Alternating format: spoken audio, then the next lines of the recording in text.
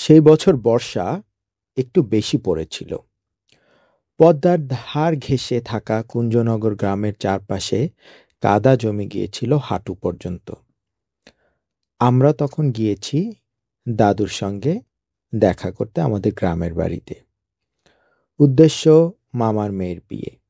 কিন্তু যে ঘটনাটা দেখেছিলাম তা আজও ভুলতে পারিনি। একদিন বিকেলে মাঠে খেলা হচ্ছিল। হঠাৎ একজন ছেলে এসে দৌড়ে চেঁচিয়ে উঠল, এইদিকে আয়, হাফিজ মাস্টারের জমিতে মাটি আপনা আপনি ফুলে যাচ্ছে। প্রথমে মনে হলো কেউ হয়তো কুয়া খুঁড়ছে অথবা পাইপলাইনের কিছু কাজ করছে, কিন্তু না, জায়গাটা পুরো ফাঁকা, কোনো মানুষও নেই আশেপাশে। আমরা যখন সেখানে পৌঁছাই দেখি একটা গোল মতো জায়গা ধীরে ধীরে উঁচু হয়ে যাচ্ছে। না, সেটা কাদার কোনো ঢিবি না, মাটিরও না। ধীরে ধীরে একটা পাথরের মাথা দেখা যাচ্ছে। রাত তখন নামছে, লোকজন জমা হয়েছে, কেউ কেউ হাতে লাঠি নিয়ে, কেউ গরু বাঁধতে গিয়েছিল সেখান থেকে ছুটে এসেছে। হাফিজ মাস্টার চোখ বড় বড় করে বললেন, এই জমিতে তো বহু বছর কিছুই হতো না, এমনকি ধানও হতো না, মাটি শক্ত, খরা ধরে রাখত। তবে সেই রাতে কেউ ফিরে গেল না, সবাই দেখতে লাগলো কি হচ্ছে। ধীরে ধীরে অনেকটা নিঃশব্দে মাটির নিচ থেকে উঠে আসছে একটা পাথরের তৈরি স্থাপনা। ভোরের আলো ফুটতেই দেখা গেল একটা পূর্ণাঙ্গ মসজিদ দাঁড়িয়ে আছে। দোতলা নয়, খুব একটা বড়ও নয়, তবে অদ্ভুতভাবে নিখুঁত, যেন সাদা পাথর দিয়ে তৈরি। গম্বুজটা হালকা সবুজ রঙের, আর দরজার উপরে খোদাই করা আরবি হরফে লেখা, ভয় করো না, দুঃখ করো না। কেউ জানে না কবে বানিয়েছে, কে বানিয়েছে, আর কিভাবেই এটা উঠে আসলো মাটির নিচ থেকে।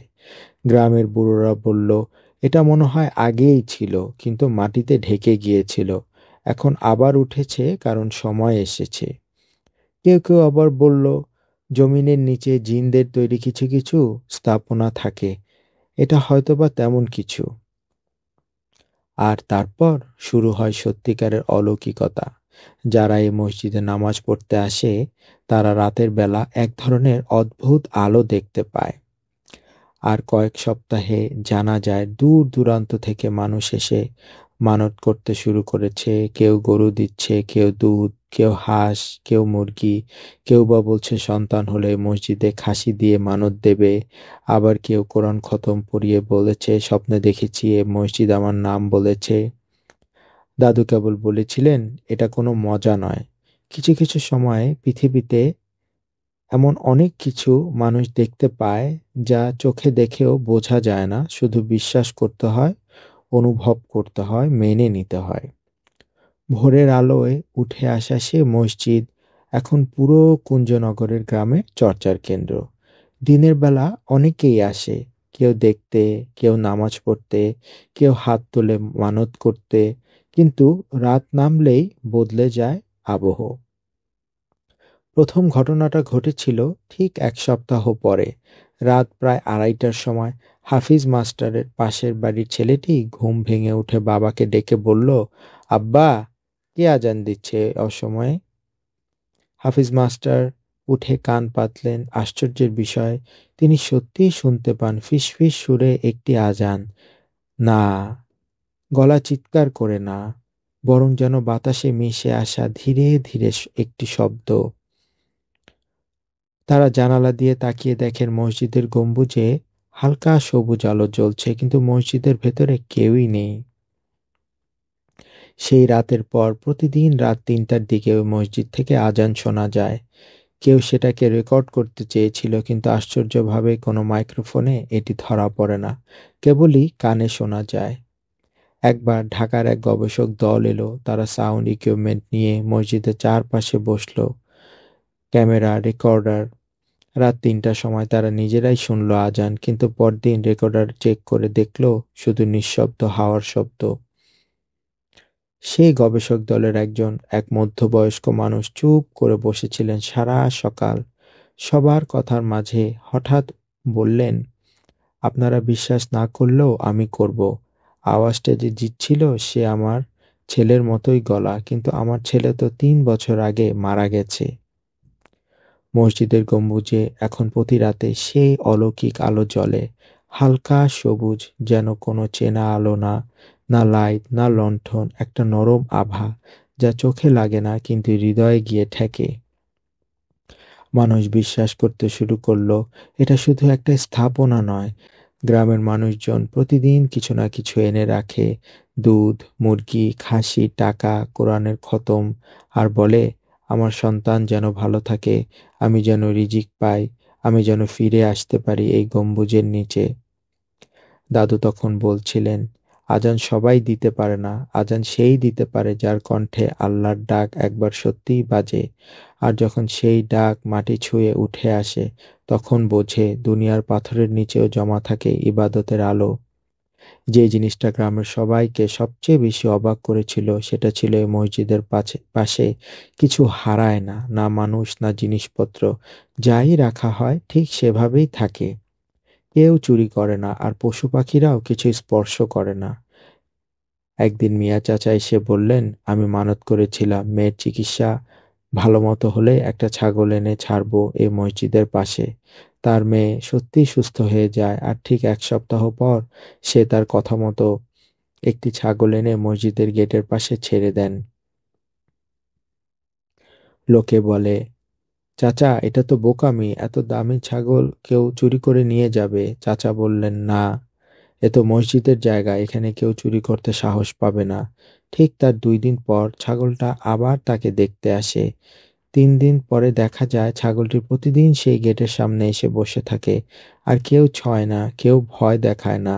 কেউ একদিন ছাগলটাকে অন্যত্র নিয়ে গিয়েছিল, কিন্তু পরদিন সকালে সবাই অবাক হয়ে দেখে ছাগলটা গেটের সামনে বসে ঘাস খাচ্ছে। আরেকদিন এক যুবক দুধ দেওয়ার মানত করে মসজিদের সামনে রাখে। সে বলেছিল, আল্লাহ, আমার যদি একটা চাকরি হয় আমি 1 বোতল দুধ নিয়ে আসব। চাকরি পেয়ে সে সত্যিই দুধ এনে এখানে রাখে, কিন্তু সকালবেলা দেখা যায় বোতলটি খালি নয়, বরং বোতলের ভিতর এক ধরনের ঘন সাদা পদার্থ জমে আছে, যা দুধ নয়, দুধের মতো ঘ্রাণ, তবে সাদা ধোঁয়ার মতো হালকা। এসব দেখে গ্রামের বৃদ্ধরা বলেন, এটা কোনো সাধারণ জায়গা নয়, এখানে যা দাও তাই ফিরে আসে, কিন্তু রূপ পাল্টে। দাদু বলেছিলেন, মানতের ছাগল হারিয়ে যায় না, কারণ ওর উপর কারো দাবি নেই। ও একটা ইচ্ছা নিয়ে এসেছে, আর ইচ্ছা যদি নিখুঁত হয় তা কেউ নিতে পারে না। এই মসজিদ শুধু পাথরের নয়, এটা সেই সব অপূর্ণ স্বপ্নের নিরাপদ আশ্রয়। মসজিদের প্রধান দরজার উপরে একখণ্ড কালো পাথরের ফলক বসানো আছে, তাতে আরবি হরফে খোদাই করে লেখা, ভয় করো না, দুঃখ করো না। কিন্তু দাদু বলেছিলেন, এই লেখার নিচে নাকি আরো কিছু খোদাই আছে যা সবাই দেখতে পারে না, শুধু তারাই দেখতে পারে যাদের অন্তর পরিষ্কার, যাদের মনে লোভ নেই, হিংসা নেই। ঘটনা ঘটেছিল গরমের সময় এক রাতে। গ্রামের এক বয়স্ক হুজুর, নাম মাওলানা কামাল উদ্দিন, এক ফজরের আগে এসে মসজিদের সামনে দাঁড়ালেন। হঠাৎ তিনি মসজিদের গম্বুজের চারপাশে হালকা নীলাভ আলো জ্বলতে দেখেন। একটি আলো রেখা ধীরে ধীরে ঘুরছে, যেন কারো হাতে ধরা বাতি মসজিদের চারপাশে হাঁটছে। তার সঙ্গে ছিল তার শিষ্য ইমরান। ইমরান কিছুই দেখতে পেল না। মাওলানা কেবল বললেন, এই আলো যারা দেখে তারা কেউ ডাক না দিলে দেখতে পায় না, আজকে আমায় কেউ ডেকেছে। এমন ঘটনার পর আরো কয়েকজন গ্রামবাসী, যারা পবিত্র কোরআন তিলাওয়াত করে, দান করে, রাত জেগে তাহাজ্জুদের নামাজ পড়ে, তারা স্বপ্নে বা জাগরণে মসজিদের ছাদে আলো রেখা দেখেছে। তাদের ভাষ্য মতে সেই আলো থেকে কোনো তাপ আসে না, কিন্তু মন যেন কেঁপে ওঠে, যেন কেউ নিজের জীবনের ভুলগুলো চোখের সামনে দেখতে পায়। একবার এক যুবক নাম রহিম পথভ্রষ্ট জীবন থেকে ফিরে এসে মসজিদে অজু করে। রাতে যখন সেই খালি মসজিদে বসেছিল, তখন সে গম্বুজে সেই আলো দেখেছিল। তার চোখে জল চলে আসে। সে বলেছিল, আলোটা কারো চোখে পড়ে না, কারণ আমরা শুধু আলো দেখতে চায়, আলোকে ছুঁতে চায় না। মসজিদের সেই খোদাইয়ের নিচে কি আছে এখনো কেউ সঠিক বলতে পারে না। তবে যারা সত্যিই অন্তর দিয়ে মসজিদের দিকে চায় তারা বলে, ওই লেখার নিচে আরেকটা চিহ্ন আছে যেটা চোখে না মনে পড়ে। যখন অনেক দিন পর আবার নামাজে সেজদা দেয় তখনই ওটা দেখা যায়। দাদু বলেছিলেন, আল্লাহর কিছু বাণী থাকে যা পাথরে লেখা নয়, ওগুলো আলোয় লেখা থাকে। তাই সবাই পড়তে পারে না, শুধু যাদের দেখার চোখ আছে তারাই দেখতে পারে। মসজিদের গম্বুজটা ছোট হলেও অত্যন্ত নিখুঁতভাবে গড়া। সেই গম্বুজের চারপাশে প্রতিদিন সকালে আর বিকালে এক ঝাঁক পায়রা ঘুরে বেড়ায়। তারা কখনো আশেপাশের বাড়ির চালায় বসে না, তারা শুধু ঘোরে গম্বুজের চারদিক ঘিরে।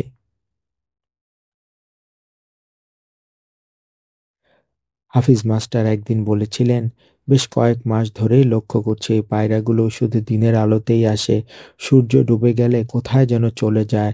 এমনকি রাতের আধারে কোনো পাখির ডাক পর্যন্ত শোনা যায় না। গ্রামের কেউ কেউ বিশ্বাস করে এই পায়রাগুলো সাধারণ পাখি নয়। তারা বলে এরা হয়তো কোনো প্রাচীন আমলের স্মৃতি নিয়ে এসেছে। হয়তো এই পায়রার দল সেই সব আত্মাদের প্রতীক যারা কোনোদিন এখানেই ইবাদত করত। একদিন গ্রামের এক নিঃসন্তান মহিলা, নাম ছিল জহুরা বেগম, মসজিদের পাশে বসে কান্না করেছিলেন। তিনি বলেছিলেন, আমি যদি মা হতে পারি এ মসজিদের পায়রাগুলোর জন্য 10 কেজি চাল ছড়িয়ে দেব।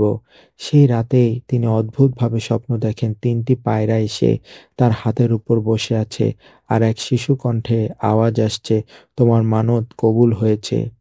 কয়েক মাস পর তিনি অন্তঃসত্ত্বা হন। সন্তান জন্মের পর তিনি কথা রাখেন, চাল ছড়ান, মসজিদে দুধ দেন আর বসে থাকেন দিনের আলো শেষ না হওয়া পর্যন্ত। তবে সেদিন সন্ধ্যায় হঠাৎ এক মুহূর্তের জন্য পায়রারা গম্বুজে ফিরে আসে, কিন্তু তারা একটুও শব্দ করেনি, শুধু উড়ে গিয়ে বসে আর তারপর চুপচাপ আকাশের দিকে তাকিয়ে থাকে। দাদু বলেছিলেন, রাতে যারা ডাকে না তাদের কণ্ঠে হয়তো এমন কিছু জমে আছে যা মানুষের কান বুঝতে পারে না।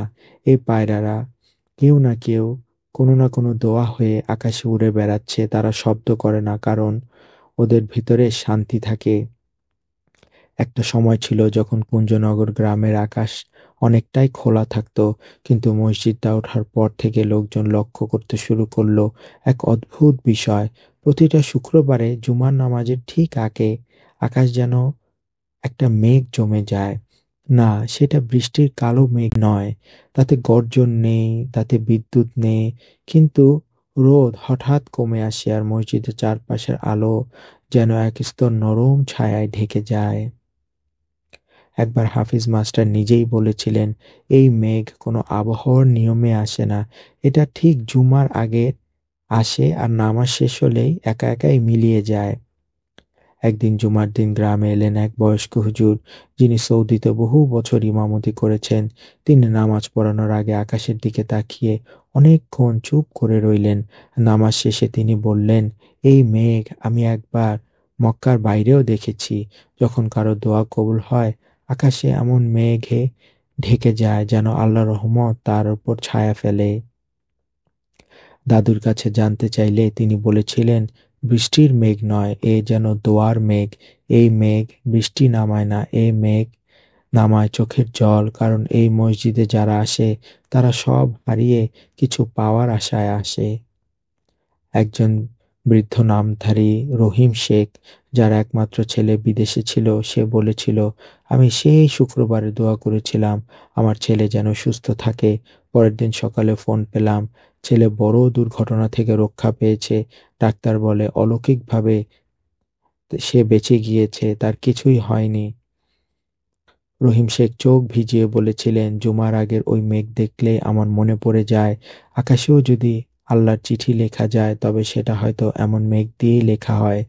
কুঞ্জনগরের সেই রহস্যময় মসজিদের আশেপাশে রাত গভীর হলে সাধারণত কেউ থাকতো না, তবে গ্রামের কয়েকজন সৎ নির্জন মানুষ মাঝে মধ্যে তাহাজ্জুদের নামাজ পড়তে এসে বসতো। এদের মধ্যে একজন ছিলেন মোহাম্মদ আলী মাস্টার, অবসরপ্রাপ্ত স্কুল শিক্ষক, যিনি একা থাকেন আর রাতভর আল্লাহর ইবাদতে ডুবে থাকেন। একদিন ভোর ৩টার দিকে তিনি হঠাৎ মসজিদের ভেতরে একজন সাদা পাঞ্জাবি পরা মানুষকে বসে থাকতে দেখেন। লোকটির চেহারা তিনি পরিষ্কার দেখতে পান না, মাথায় টুপি, চোখ নিচু আর মুখে হালকা দাড়ি। কিন্তু যা ছিল আশ্চর্য রকমের, লোকটি মাটিতে না বসে যেন শূন্যে ভেসেছিল। মোহাম্মদ আলী মাস্টার সাহস করে কাছে গিয়ে বললেন, ভাই, আপনি কে? লোকটি বললেন না কিছু, শুধু একটা হাত উঁচু করলেন, আর তার চওড়া কপালে আলোর রেখা দেখা গেল। এরপর আচমকা লোকটা বাতাসে মিলিয়ে গেল। এমনটা একবার নয়, আরো কয়েকজন গ্রামের মানুষ বলেছে ভোর রাতের শেষ প্রহরে সাদা পাঞ্জাবি পরা একজনকে তারা দেখেছে মসজিদের দরজার পাশে দাঁড়িয়ে থাকতে। কেউ বলেছে তিনি আসেন ঠিক আজান দেওয়ার আগে, কেউ বলেছেন তিনি নাকি দাঁড়িয়ে দাঁড়িয়ে কাঁদছিলেন। কিন্তু তাকে কেউ কখনো হাঁটতে দেখেনি, তার কোনো কথাও শোনেনি, শুধু একটা শান্ত উপস্থিতি। একদিন দাদুকে জিজ্ঞেস করেছিলাম, দাদু, ওই লোকটিকে? দাদু একটু থেমে বলেছিলেন, তুমি যদি কাউকে দেখতে পাও আর সে কেবল তোমার মনকে শান্ত করে, তবে ধরে নিও সে কোনো সাধারণ মানুষ নয়। সে হয়তো কোনো দোয়া, কোনো রহমত, যা মসজিদের দেয়ালে আঁকা হয়ে গেছে। মসজিদের পাশে থাকা পাথরের ছোট এক খাঁজে গ্রামের মানুষজন মানতের টাকা রেখে যায়। কখনো ১ টাকার কয়েন, কখনো ৫০, আবার কখনো ৫০০ টাকার নোট। চমকপ্রদ বিষয়, এ মানতের টাকা কেউ কখনো চুরি করে না। একবার এক বাইরের লোক, তার নাম ছিল হালিম, ঢাকা থেকে এসেছিল মামার বাড়ি বেড়াতে। সে বলল, এইসব তো সব গ্রাম্য কুসংস্কার, টাকা পড়ে আছে, আমি নিয়ে যাচ্ছি, দেখি কি হয়। সে রাতে টাকা নেয়ার পর থেকে সে মাটিতে পড়ে যায় এবং ঘাড়ে অসম্ভব ব্যথা শুরু হয় এবং তার মুখে কথা জড়িয়ে আসে। পরদিন সকালে সে নিজেই এসে বলে, আমি জানি না কেন, কিন্তু মনে হলো কারো চোখ আমার উপরে ছিল। টাকাটা আমি ফেরত দিয়ে যাচ্ছি এবং মাফ চেয়ে যাচ্ছি। এরপর থেকে কেউই আর ছোঁয় না এই মানতের টাকা। মানুষ বলে এটা কোনো মানুষের টাকা না, এটা কারো স্বপ্নের মূল্য। আর স্বপ্ন চুরি করলে সে স্বপ্ন ফিরে এসে প্রতিশোধ নেয়। মসজিদের এক কোণে এক বৃদ্ধ মুফতি হামিদুল্লাহ, যিনি প্রতি শুক্রবার মসজিদ পরিষ্কার করেন, তিনি একদিন বললেন, আমি দেখেছি মাঝরাতে হঠাৎ বাতাসে টাকা উড়ে উঠে উড়ে উঠেছে, কিন্তু ভোরে আবার সেগুলো ঠিক আগের জায়গায় পড়ে আছে। দাদু বললেন, মানতের টাকা হলো বিশ্বাসের দান। এই মসজিদের দেয়ালে কেউ হাত না দিলেও মানতের পাথরে কেউ হাত দিতে সাহস করে না। কারণ এই টাকাগুলো মানুষের কান্না দিয়ে গড়া, স্বপ্ন, আশা, ভরসা দিয়ে গড়া। যারা একাই মসজিদে রাত কাটিয়েছেন তাদের অনেকেই একটা কথা বলতো, ভোরের একটু আগে ছোট্ট একটা শিশুর হাসি শোনা যায়। কিন্তু আশ্চর্যের বিষয়, এই হাসি একসাথে দুজন কখনো শোনে না, শুধু তখনই শুনতে পায় যখন কেউ সম্পূর্ণ একা থাকে। মাসরুর নামের এক কলেজ পড়ুয়া ছেলে রাত ৩টার দিকে মসজিদে এসে কোরআন তেলাওয়াত করছিল। মোমবাতির আলোয় সে দেখল পাশের ঘরে কেউ নেই, কিন্তু হঠাৎ করেই একটা শিশুর হাসির শব্দ কানে আসে। চমকে উঠে চারপাশে তাকিয়ে দেখে কেউই নেই। হাসিটা আসছিল যেন দেয়ালের পাশ থেকে, আবার যেন বাতাস থেকে। পরদিন সে এসে গ্রামের মুরব্বিদের জিজ্ঞাসা করে। মুফতি হামিদুল্লাহ হেসে বললেন, এই মসজিদটি যখন উঠেছিল তখন এক মহিলা বলেছিলেন তার যদি একটা পুত্র সন্তান হয় তাহলে প্রতিদিন এখানে দুধ দিয়ে যাবেন। আজও সেই দুধ রাখা হয়। আরো অনেকেই বলেছিলেন একাকী বসে থাকলে, বিশেষ করে রাতের শেষ প্রহরে, কখনো এক শিশুর কিলকিল হাসি শোনা যায়, আবার কখনো কখনো দূরের থেকে ডাক শোনা যায়, আব্বা। কিন্তু আশ্চর্য, কেউ কখনো শিশুর কান্না শোনেনি, শুধু হাসি, একটি প্রশান্ত, অদ্ভুত, নির্ভীক হাসি। দাদু বলেছিলেন, এটা কোনো ভূতের হাসি না, এটা সেই সব শিশুর হাসি যাদের পৃথিবীতে আসা হয়নি, কিন্তু দোয়ার আশ্রয়ে তারা হাসতে শিখেছে। রোজার শেষ শুক্রবার ছিল। পুরো কুঞ্জনগর গ্রামের মানুষ মসজিদের সামনে জড়ো হয়েছে, কারণ আগের রাতে কেউ একজন মসজিদের মাথায় একটি আসমানি আলো নেমে আসতে দেখেছে। লোকজন বলল, আজকে কি কিছু হবে, আলাদা কিছু, অন্য কিছু? দুপুর নাগাদ গ্রামের বুড়ো হুজুর, যিনি এখন আর হাঁটতে পারেন না, তাকে হঠাৎ দেখা গেল নিজের লাঠি ছেড়ে উঠে দাঁড়িয়েছেন। তিনি বললেন, আজ আমি আবার এখানে দাঁড়াতে পারছি, কারণ কেউ আমার নামে দোয়া করেছে, কিন্তু কেউ জানে না সেই দোয়াটি কে করেছিল। সেদিন সন্ধ্যাবেলায় দেখা যায় গম্বুজের উপর ঘুরে বেড়ানো পায়রাগুলো হঠাৎ একত্র হয়ে দক্ষিণ দিকে উড়ে যাচ্ছে। আর রাতের আধারে যখন গ্রামের সবাই ঘুমিয়ে পড়ে, তখন কেউ একজন আজান দেয়, এক অদৃশ্য কণ্ঠ যা শুধু হৃদয় দিয়ে শোনা যায়, কান দিয়ে নয়। দাদু বলেছিলেন, এই মসজিদের কোনো সাধারণ নির্মাণ নয়, এটা মানুষের ইচ্ছা দিয়ে গড়া, স্বপ্ন দিয়ে আঁকা, আর আল্লাহর রহমতের ছায়ায় দাঁড়িয়ে থাকা এক নীরব সাক্ষ্য। সেই থেকে কুঞ্জনগরের সে অলৌকিক মসজিদ আজও দাঁড়িয়ে আছে নীরবে। কেউ যায়, কিছু না বলেই দোয়া করে আসে, মন থেকে সেই দোয়া কবুলও হয়। আর রাতের নিস্তব্ধতায় আজও মাঝে মধ্যে শোনা যায় একটি শিশুর হাসি, অচেনা কণ্ঠের কোরআন তেলাওয়াত, প্রাচীন আজান, যা যেন আকাশ ছুঁয়ে ফিরে আসে তাদেরই হৃদয়ে, যারা সত্যি কিছু খুঁজছে।